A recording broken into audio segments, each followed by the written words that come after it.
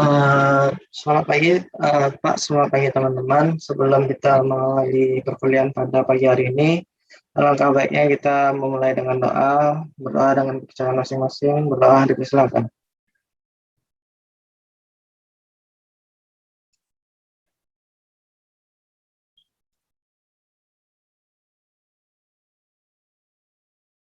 Berdoa dapat dicukupkan.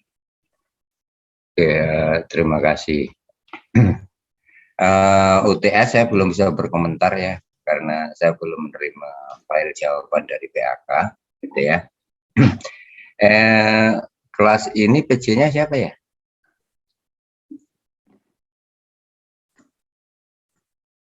PC-nya siapa? Siapa itu? Sayanya siapa itu? Oh, San. Lu sambil lirik-lirik ya. Lu pilih 10 sampai 15 orang lah. Minggu depan untuk sharing tentang topik dan masalah ya. Yang paling tengil boleh, yang akan kita bahas sebenarnya yang beruntung karena akan banyak orang lain yang membantu melihat bagaimana meningkatkan topik dan masalah penelitian ya. Jadi, enggak kelompok, lu tunjuk aja 15 orang. Mau lihat lu yang paling patuh boleh, mau lihat yang paling tengil boleh. Saya serahkan kepada PJ untuk memilih 10 sampai 15 orang lah. Jadi minggu depan kita sharing dulu secara singkat aja masalah dan topik gitu ya. Sambil sekaligus minggu depan kita perdalam juga tentang bagaimana cara mencari topik. Ya. Terima kasih. Ada pertanyaan nggak sebelum kita mulai? Jangan hanya UTS saja, saya belum lihat ya. Ada pertanyaan kah? Kalau tidak, oke, izinkan saya sharing.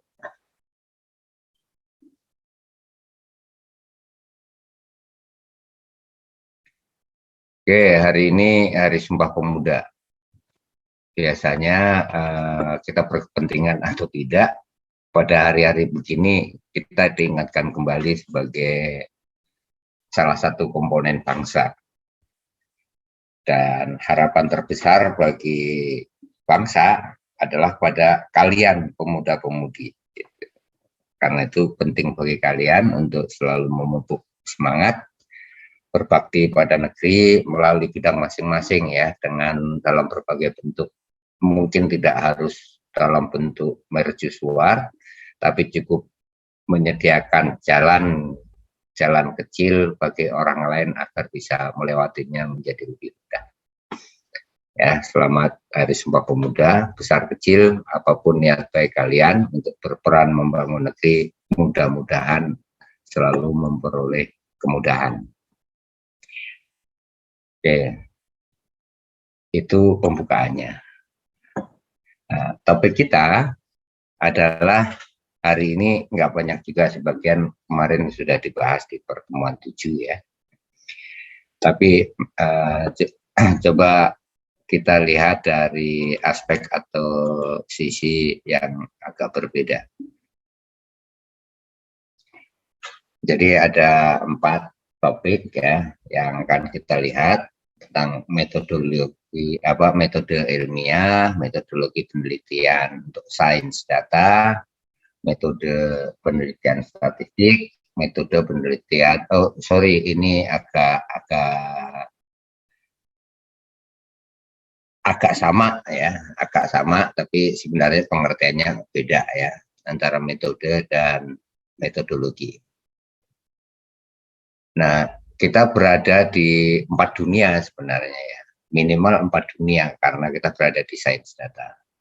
Ada dunia komputasi, ada dunia matematika, ada dunia statistika, ada dunia software ya.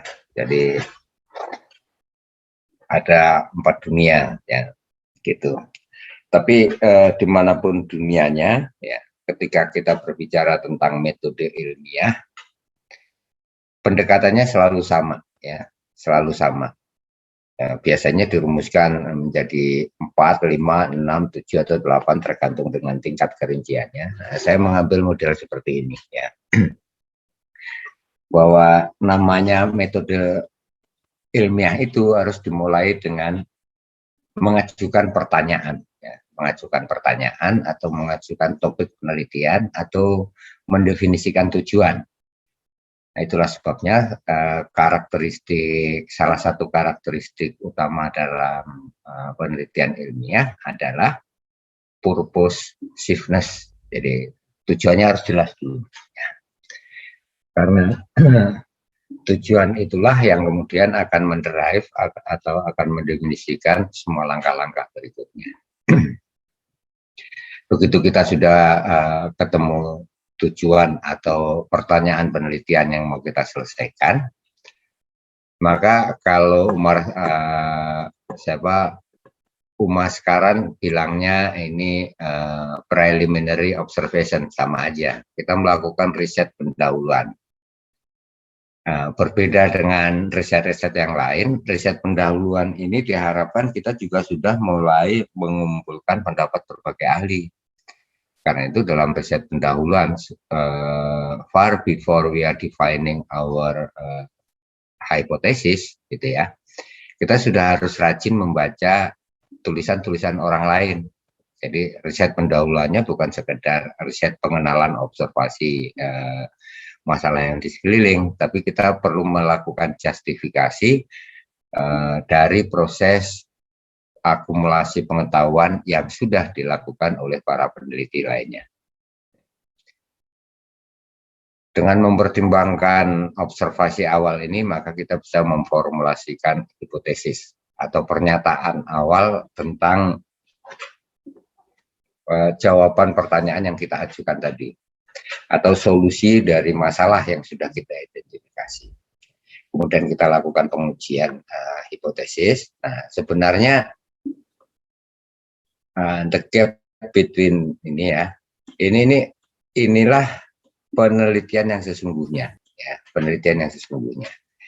Kenapa disebut penelitian yang sesungguhnya? Karena itulah proses kita untuk mengumpulkan data, fakta, bukti, gitu ya, sehingga kita bisa menerima atau menolak hipotesis yang sudah kita ajukan.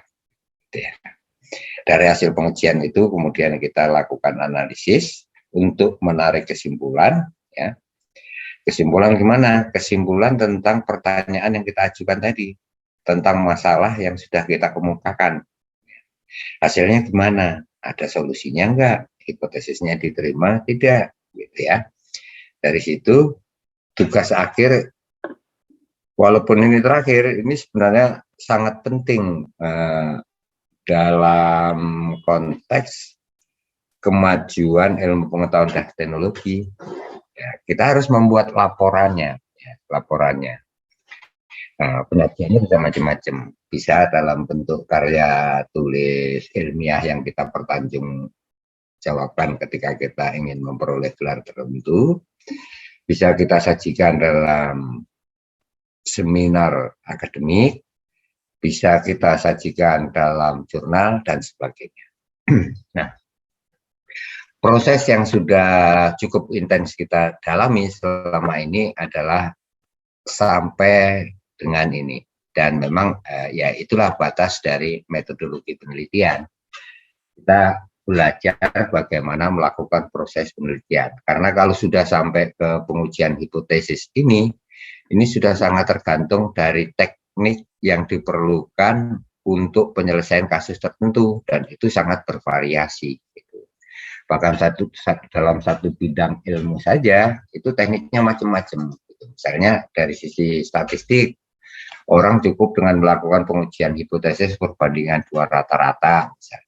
Ada lagi orang yang harus menggunakan model multivariat yang kompleks, bahkan menggunakan structural equation modeling, pemodelan terstruktur, karena dia memiliki lebih dari satu variabel dependen atau variabel tidak bebas. Gitu, misalnya.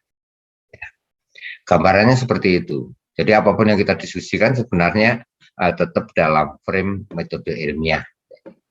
karena yang kita pelajari adalah metode penelitian ilmiah. Nah, tadi langkah pertama ada question ya.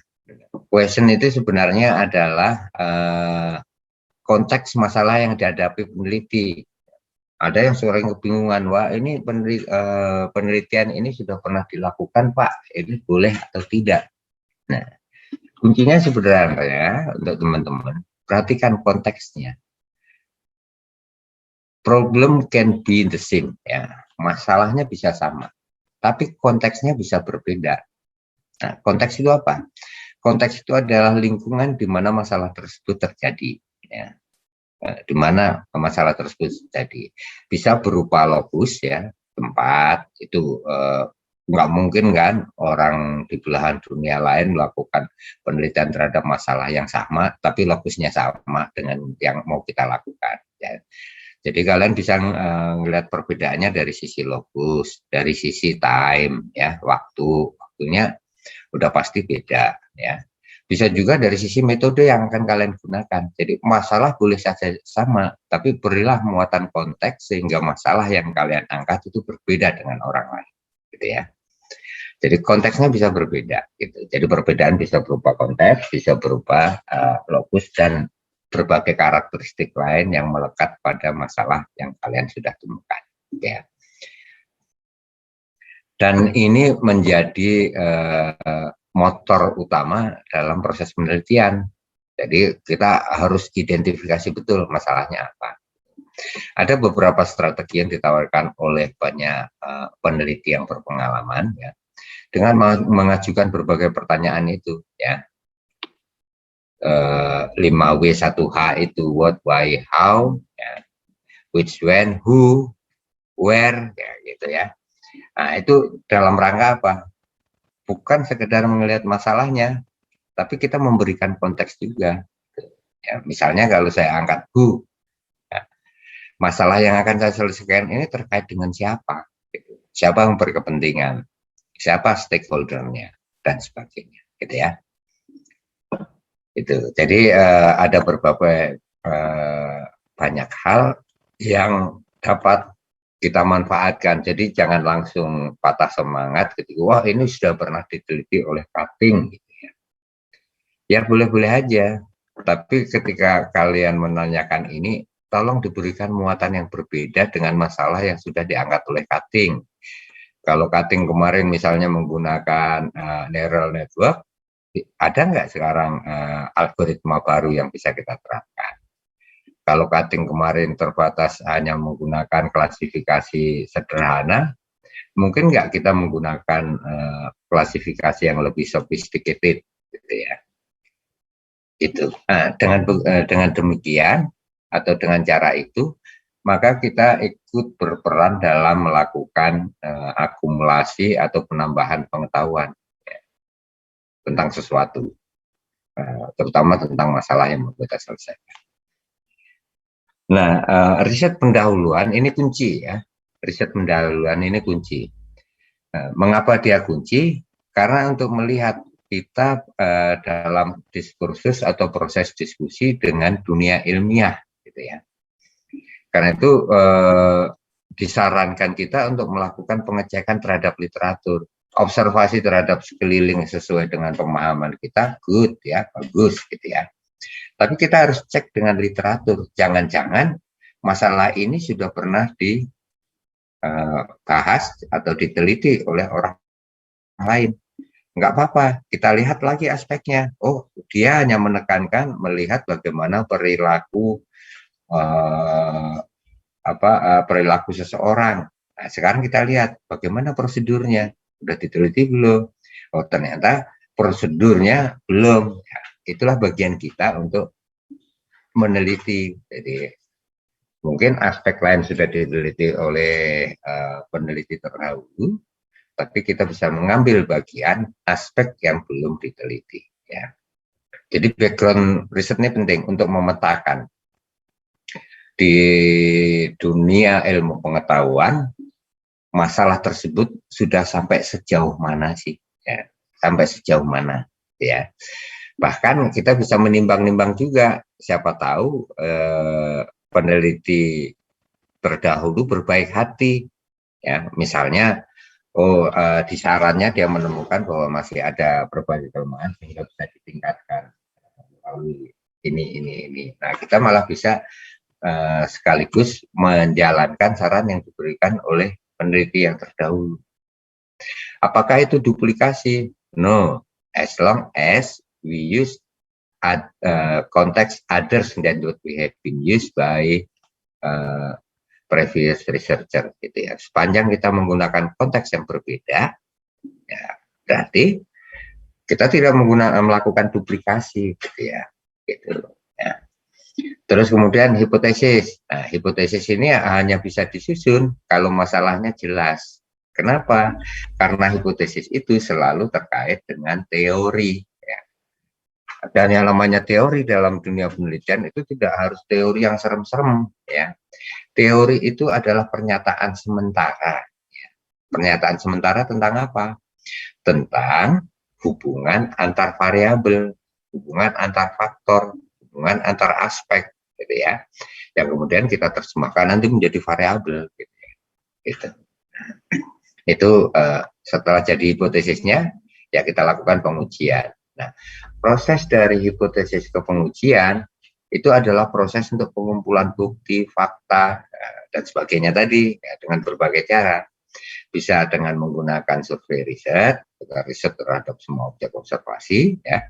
Bisa kita melakukan pengamatan langsung, bisa kita melakukan encoding atau pengkodean terhadap perilaku seseorang misalnya, gitu ya, dan sebagainya. Itu tergantung dari metode penelitian yang kita gunakan, kuantitatif atau kualitatif, gitu ya. Dari sini kita akan memperoleh hasil. Nah, ini yang seringkali lolos, begitu orang memperoleh hasil, dia lupa, ya, lupa bahwa ada peneliti lain juga yang pernah melakukan penelitian jenis. Ya. Ketika melakukan analisis hasil, bagus kita deskripsikan apa yang sudah kita peroleh. Tapi jangan lupa untuk membandingkan apa yang kita peroleh ini dengan apa yang diperoleh oleh peneliti lain. Ya. Apakah itu penting? Menjadi sangat penting sebagai dalam khasanah dunia ilmu, itu menjadi sangat penting. Nah, ya, menjadi sangat penting untuk membandingkan misalnya kenapa hasil kita berbeda dengan penelitian yang dihasilkan oleh peneliti lain. Itu bukan berarti salah, ya. Bukan berarti salah. Tugas kita adalah mengidentifikasi mengapa berbeda. Bisa saja perbedaan itu karena sikap dari objek observasinya. Karena sikap orang yang masih enggan untuk menerima teknologi baru misalnya, itu akan membuat suatu aplikasi being rejected almost by almost all of population, gitu. Walaupun kita sudah desain bagus, tapi karena faktor budaya, kebiasaan, cara berpikir yang ada di masyarakat berbeda dengan pendekatan kita, bisa saja aplikasi yang kita kembangkan ternyata dari sudut pandang yang kita amati mengatakan manfaatnya rendah, gitu. Nah, tugas kita mencari itu, menjelaskan kenapa hasil kita berbeda. Atau bisa juga aplikasi yang sudah kita bagus, yang sudah kita rancang dan kita buat dengan bagus, ternyata gagal di pasaran, gagal digunakan oleh orang lain. Mengapa? Oh, bisa jadi karena kita membutuhkan bandwidth yang terlalu besar. Artinya apa? Kita menimbulkan biaya yang terlalu besar bagi pengguna, misalnya, ya. Sementara orang lain menggunakan bahasa yang ringan, dengan algoritma yang relatif lebih sederhana, dengan tampilan yang relatif lebih sederhana, not perfect, ya. Karena dunia ini nggak ada yang sempurna, ya, gitu ya. Tidak sempurna tapi mudah, gitu ya, misalnya, gitu. Nah, kita cari penjelasan. Jadi kalau ketemu hasil yang berbeda, jangan langsung merendahkan diri sendiri. Wah, saya gagal. Belum tentu. Mungkin perbedaan itu karena berbagai faktor yang di luar kendali kita, ya. Bisa karena budaya, faktor kebiasaan, faktor tingkat difusi teknologi di masyarakat dan sebagainya, gitu ya. Jadi jangan buru-buru menyalahkan kita atau menyalahkan data. Kita harus mencoba mencari penjelasan lain. Nah, itulah pentingnya ketika melakukan kajian literatur atau tinjauan pustaka untuk membuat catatan. Ya, kita mengumpulkan dokumentasi, ya, mengumpulkan dokumentasi. Nah, sehingga kalau ketemu sesuatu kita dengan mudah bisa mencari referensi yang kita butuhkan untuk mendukung argumen kita, gitu ya.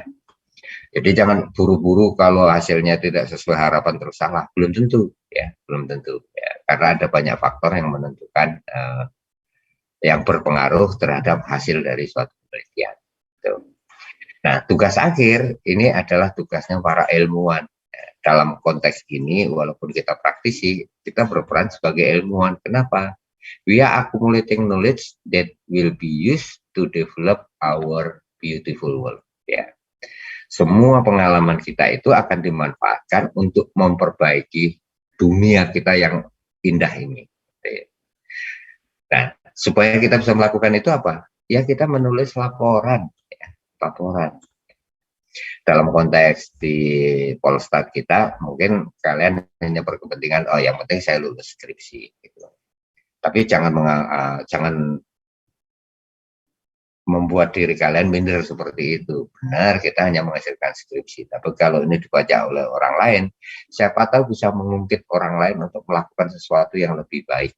Ya, berdasarkan apa yang kita temukan. Jadi ini hampir merupakan kewajiban. Kenapa? Karena sebagus dan sebaik apapun penelitian yang telah kalian lakukan, itu hampir tidak bermanfaat kalau tidak didiseminasikan. Jadi ini penting ya, penting. Karena itu ketika kalian nanti mulai dalam proses skripsi, kalian harus ada di benak kalian, target pelaporan saya apa selain skripsi. Minimal harus ada satu target lain. Apakah presentasi dalam seminar, apakah saya terbitkan di jurnal ilmiah, ya, dan lain-lain. Ya, ada banyak cara untuk melakukan diseminasi.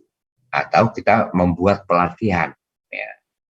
Ya kalau misalnya kita melakukan penelitian tentang perilaku, ya, kita bisa melakukan pelatihan supaya perilaku orang lebih positif dalam rangka mencapai hasil yang mereka inginkan, misalnya. Ya. Itu metode ilmiah. Nah, apesnya, kita semua ini ada di dunia yang memaksa kita berinteraksi dengan mesin, ya. Sehingga kita berhadapan dengan machine learning. Dan machine learning ini sebenarnya didorong oleh melimpah ruahnya data, ya. Salah satunya dalam bentuk big data, kan gitu. Nah, kita bisa melakukan penelitian, bisa kita lakukan dengan mempelajari pola secara manual. Nah, biasanya ini untuk penelitian psikologis atau behavioral, gitu ya. Gitu.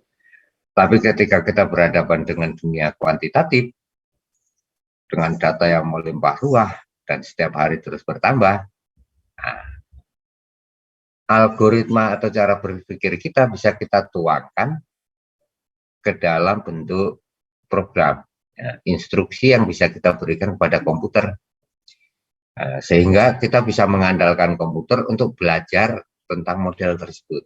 Kan konsep machine learning kan kayak gitu ya, mempelajari dari experience, pengalaman, yaitu dari himpunan data yang ada, gitu ya, dalam rangka melakukan suatu pekerjaan tertentu, misalnya membuat klasifikasi, membuat analitik, prediktif, dan sebagainya, gitu ya. Kemudian kita lihat dia bisa meningkatkan kinerja enggak, gitu ya. Kan itu konsep machine learning kan memang gitu. Segala sesuatu yang dulunya kita pelajari, apa kita lakukan, ya, semuanya memerlukan keterlibatan kita sebagai human being. Sekarang kita serahkan pada mekanisme mesin, ya, karena itu disebut pembelajaran mesin. Nah, saya stop dulu di sini karena kita sudah masuk ke dunia, nyerempet ke dunia sains data. Ratih ada nggak ya? Kangen nih sama Ratih. Rati, ada Rati? Pindah kemana Rati? Nah, Rat, kamu pernah dengar nggak dalam diskusi, membaca jurnal dan sebagainya gitu, ada yang disebut dengan bisnis analitik? Pernah dengar nggak?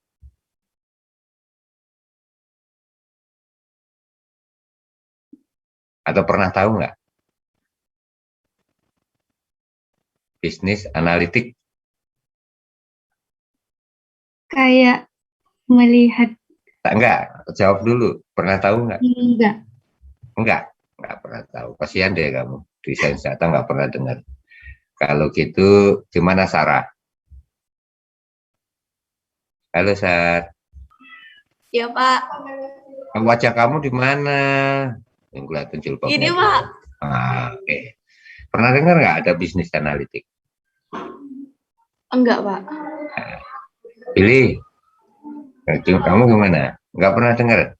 Bisnis analitik, Ya.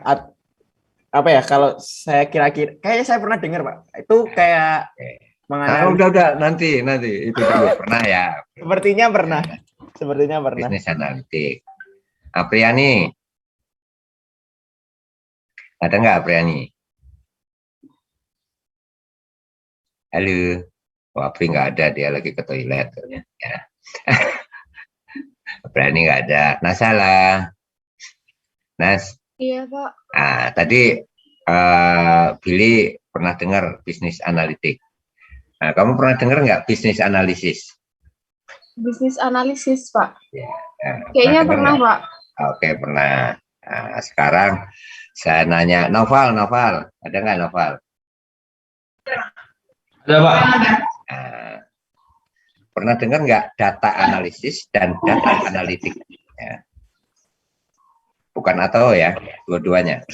Data analisis dan data analitik. Data analisis pernah dengar Pak, cuman kalau data analitik belum pernah Pak. Oh, kasihan deh kamu, berarti nggak pernah baca ya. Di dunia kamu itu dunia sains data. Berarti kamu kurang baca ya. Boleh main tapi jangan lupa baca gitu ya. Khairul ada, Khairul. Ada Pak. Nah, menurut kamu kira-kira bedanya analisis dan analitik gimana sih? Nah, pertanyaan saya hanya cuma itu ya. Yang analisis sudah berkali-kali dengar, kalau analitik belum pernah sih Pak. Oh, kasihan banget kamu ya. Karena kamu itu dunia analitik ya, gitu ya. Gitu. Jadi kalian mulai memperkarakan lah ya hal-hal seperti itu ya. Kalau orang statistik biasanya dia ngomongnya adalah tentang analisis ya. Tapi begitu kalian masuk ke sains data, itu hampir semua pembahasannya adalah tentang data, analitik data ya. Karena untuk memberikan kesan dunia yang berbeda memang ya. Jadi kuncinya sebenarnya analisis itu adalah about the past. Kalian punya port data, terus kalian sehimpunan data, kalian harus mengambil kesimpulan dari data tersebut. Itu kunci dari analisis ya, tentang data, tentang situasi saat itu. Sama analisis bisnis itu juga dilakukan untuk menemukan itu kan. Oh, masih ada yang nggak jalan ini, ROI-nya rendah, misalnya kinerjanya jelek gitu ya, dan sebagainya. Oh, ketika saya melakukan pengelompokan ternyata akurasinya rendah dan sebagainya. Dan itu yang dilakukan di statistik. Ya. Karena itu adanya adalah analisis statistik. Karena kita menganalisis berdasarkan sesuatu yang sudah terjadi. Nah, itu merupakan modal utama dari yang disebut dengan analitik data. Kalau kita ngomong tentang analitik, it's about the future, gitu ya.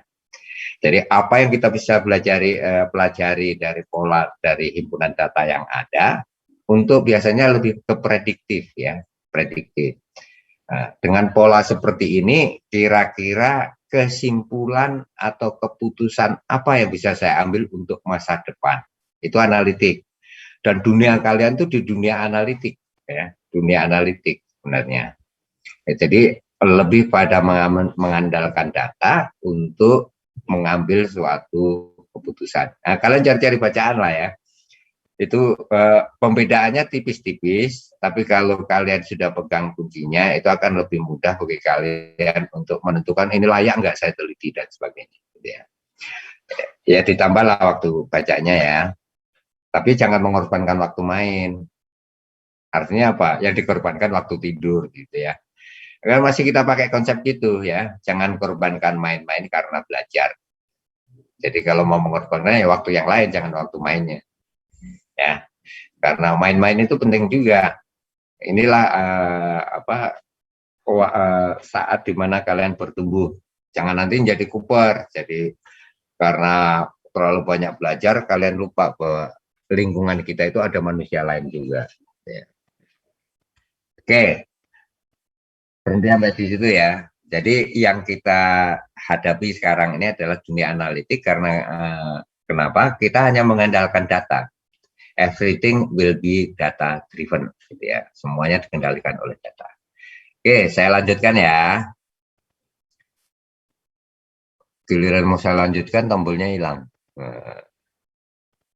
Oke, kita lanjut. Ini machine learning ya. Sambil walaupun kalian sudah mempelajari ya, kita sambil refreshing lah, ya. Gitu. Nah, itu machine learning. Dan mesin learning itu menjadi motor utama. Sorry itu salah letak sebenarnya ya. Sebenarnya harusnya saya ngomong ini dulu ya. Setelah ini baru ke sana gitu. Nah, ini yang sudah saya singgung di pertemuan 7. Ya. Bedanya metodologi dan metode apa? Kalau metode itu hanya satu teknik aja ya. Teknik tertentu yang kita gunakan untuk menyelesaikan suatu persoalan. Tapi kalau metodologi ini lebih kepada pendekatan menyeluruh ya, secara strategis yang kita gunakan untuk menyelesaikan suatu masalah.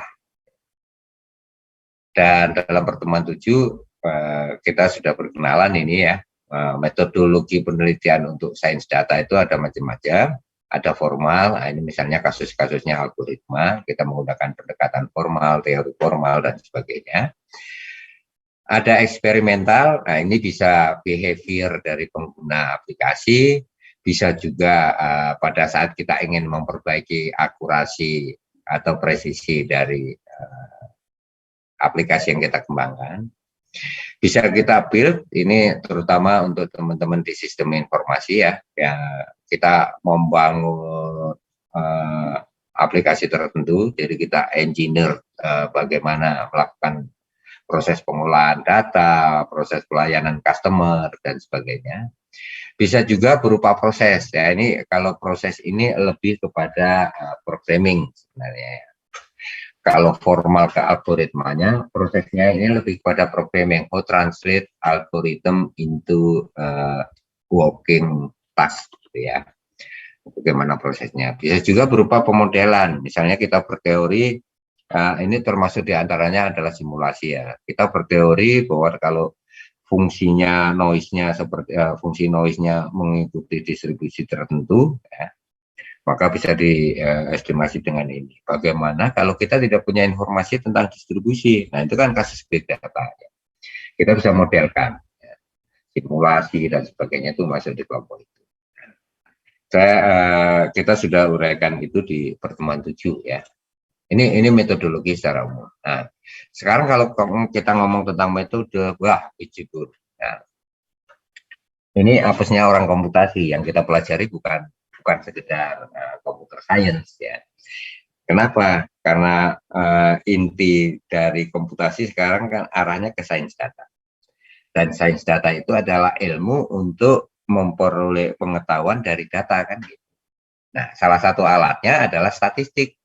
Ini bukan tidak mutlak, tapi ini merupakan salah satu alat yang sampai saat ini menjadi main tools gitu ya, menjadi alat utama untuk drive understanding about the data. Nah, kita tahu ada dua pendekatan di sana. Kalau kepentingan kita hanya ingin mendeskripsikan sesuatu ya kita menggunakan deskriptif. Ini saja kalau kita identifikasi. Jadi sebenarnya yang kalian pelajari itu udah banyak ya. Tergantung dari jenis datanya. Kalau kuantitatif ada berbagai analisis yang bisa kita gunakan untuk mendeskripsikan data. Mulai dengan melakukan estimasi, mencari ukuran lokasi dan sebagainya gitu ya. Nah, ini bagian di sini ini adalah toolsnya atau alat yang bisa kita gunakan. Gitu ya. Ini dari sisi statistik. Ya. Terus kemudian ada lagi, bagaimana kalau saya ingin mengambil kesimpulan dari data sampel? Ya, kita berurusan dengan statistika inferensia. Bisa dalam bentuk estimasi, kalau kita kepentingannya adalah ingin mengetahui size atau ukuran dari populasi, bisa hanya untuk konfirmasi terhadap teori dengan melakukan uji hipotesis, atau bisa hanya karena ingin tahu hubungan antar variabel gitu ya.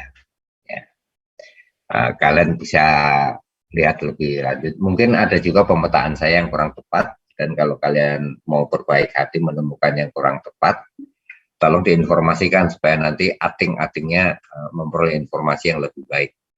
Kita akan menyiapkan agar generasi berikutnya lebih baik dari yang kita alami kan gitu ya. Nah, ada lagi bagian dari statistika inferensia yang melibatkan banyak variabel. Banyak variabel tidak bebas. Ya, itu kita perkenalan dengan multivariat. Mungkin kalian belum dapat ya, multivariat itu ada di tingkat 4 kali ya. Tapi bayangannya kira-kira kayak gitu. Nah, dari sini aja toolsnya sudah banyak ya. Dari statistik, how to derive information from bulk of data, himpunan data ya. Ini dari tools ini yang disebut dengan metode ya, karena mengacu pada teknik tertentu ya, metode. Kalau metodologi itu dari strategi dari awal. Ini masalahnya, saya kumpulkan datanya dengan cara ini, saya analisis dengan ini, ya, dan sebagainya. Saya olah dengan pendekatan ini. Itu metodologi. Jadi rangkaian. Gitu. Kalau metode biasanya hanya satu untuk mengetahui hubungan A dan B, saya menggunakan regresi sederhana misalnya. Itu metodenya regresi kan gitu ya. Agak beda. Gitu.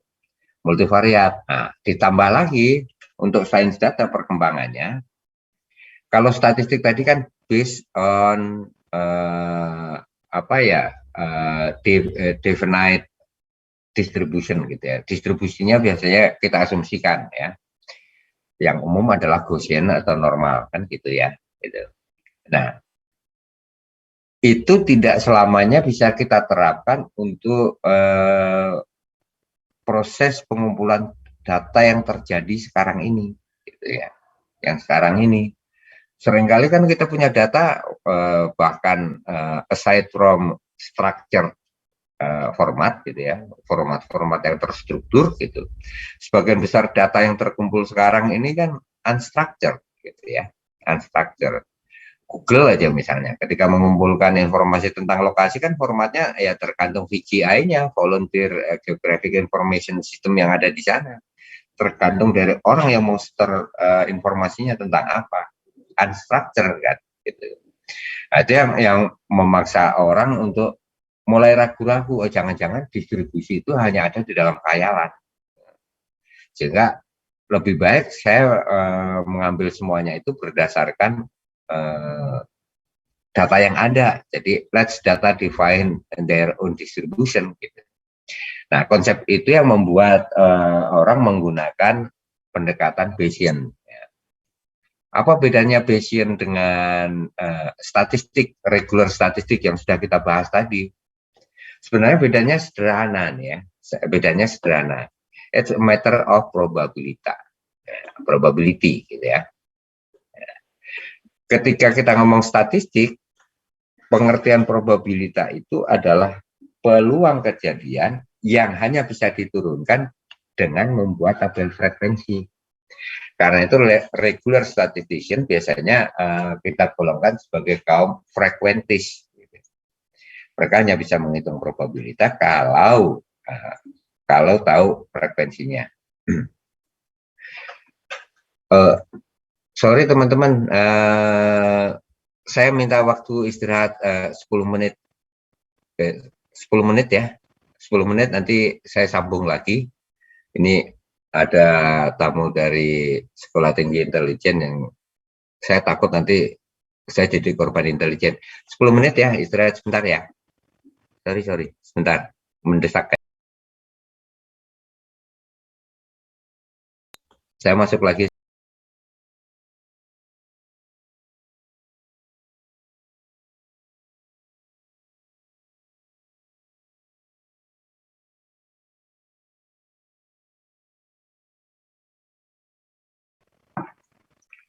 Saya udah boleh lanjut kah?